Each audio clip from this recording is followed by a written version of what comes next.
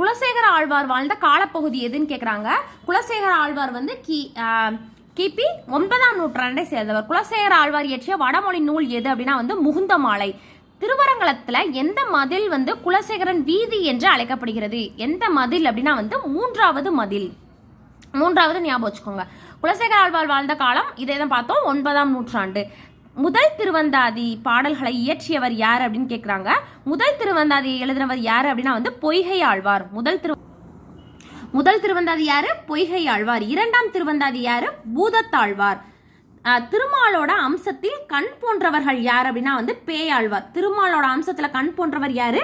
பேயாழ்வார். யாருடைய பாக்கள் திருச்சந்த விருத்தம் என்று அழைக்கப்பட்டுச்சு? யாருடைய பாக்கள் அப்படின்னா வந்து திருமலிசை ஆழ்வாரோட பாக்கள் தான் வந்து திருச்சந்த விருத்தம் அப்படின்னு அழைக்கப்பட்டுச்சு.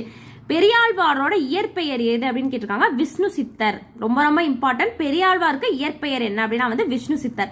யார் இந்த பெரியாழ்வார் அப்படின்னா வந்து ஆண்டாளை வந்து எடுத்து வளர்த்திருப்பாங்க.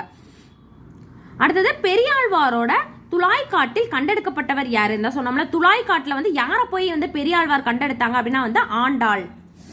அடுத்தது திருவாச்சாரியம், பெரிய திருவந்தாதி, திருவிருத்தம், திருவாய்மொழி ஆகியவை எல்லாவற்றையும் இயற்றியவர் யார் அப்படின்னு கேட்குறாங்க. யார் அப்படின்னா வந்து நம்மாழ்வார் வந்து இயற்றியது. கண்ணி நுண் சிறுதாமு என்று தொடங்கும் பாடலை பாடியவர் யார் அப்படின்னு கேட்குறாங்க. இந்த பாடலை பாடினவங்க யாரு அப்படின்னா வந்து திருமங்கை ஆழ்வார். கண்ணினுன் சிறுதாமு இந்த பாடலை பாடினவங்க வந்து திருமங்கை ஆழ்வார். அடுத்தது திருவிளையாடற் புராணத்தை இயற்றியது யாரு? திருவிளையாடற் புராணத்தை இயற்றினது பரஞ்சோதி முனிவர். பரஞ்சோதி முனிவர் நாகை மாவட்டத்தில் உள்ள எந்த ஊர்ல பிறந்தாரு அப்படின்னு கேட்குறாங்க. நாகை மாவட்டத்தில் பிறந்தவர். எந்த ஊர் அப்படின்னா வந்து திருமறை காடு. பரஞ்சோதி முனிவர் எங்க பிறந்திருக்காரு? திருமறை காட்டுல வந்து பிறந்திருக்கிறாரு. அடுத்து பரஞ்சோதி முனிவரோட தந்தை யாரு அப்படின்னு கேட்குறாங்க. அவரோட தந்தை பேர் என்ன அப்படின்னா வந்து மீனாட்சி சுந்தர தேசிகர் அப்படின்றவர் தான் வந்து பரஞ்சோதி முனிவரோட தந்தை. அடுத்து பரஞ்சோதி முனிவர் எந்த நகரத்தாரை கேட்டு கொண்டதற்கு இணங்க திருவிளையாடற் புராணத்தை இயற்றினார் அப்படின்னு கேட்குறாங்க. எந்த நகரத்தார் கேட்டனால வந்து பரஞ்சோதி முனிவர் திருவிளையாடற் புராணத்தை இயற்றினாரு? எல்லாமே வந்து மதுரையில் நடந்த மாதிரி தான் கொடுத்துருப்பாங்க. அப்போ மதுரை நகரத்தார் தான் வந்து ஆன்சரு.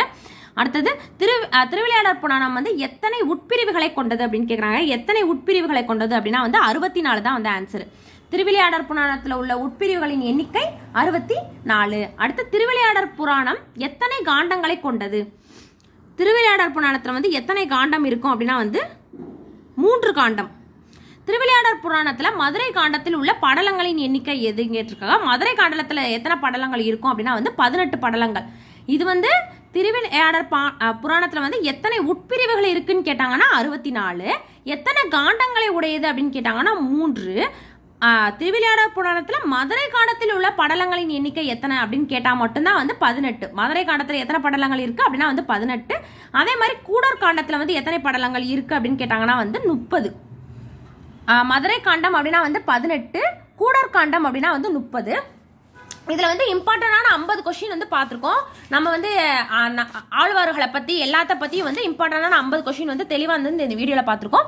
ஃபர்ஸ்ட் இதில் சொன்னோம்ல, சேக்கிலார் வந்து பெரிய புராணம், பொய்கை ஆழ்வார் வந்து முதல் திருவந்தாதி, பூதத்தாழ்வார் அப்படிங்கிறவர் தான் வந்து 2ஆம் திருவந்தாதிக்கு வருவார். பூதத்தாழ்வார் 2ஆம் திருவந்தாதி. பேயாழ்வார் வந்து 3ஆம் திருவந்தாதி தான் வந்து சரியான ஆன்சர். பேயாழ்வார் வந்து 3ஆம் திருவந்தாதி. பொய்கை ஆழ்வார் வந்து ஃபர்ஸ்ட், பூதத்தாழ்வார் வந்து செகண்ட், பேயாழ்வார் வந்து 3ஆம் திருவந்தாதியில வந்து வருவார். அது மட்டும் ஒரு சின்ன கரெக்ஷனு. அடுத்து வந்து நிறைய இம்பார்ட்டன்டான கொஸ்டின் வந்து அடுத்தடுத்து வர வீடியோஸ்ல நம்ம தெளிவாக பார்க்கலாம். சேனலை சப்ஸ்கிரைப் பண்ணிட்டு பக்கத்தில் இருக்க பெல் ஐக்கானை ப்ரெஸ் பண்ணி வச்சுக்கோங்க. டெய்லி வந்து டிஎன்பிசி இம்பார்ட்டன்ட் கொஸ்டின் வீடியோஸ் வந்து வரும். தேங்க்யூ.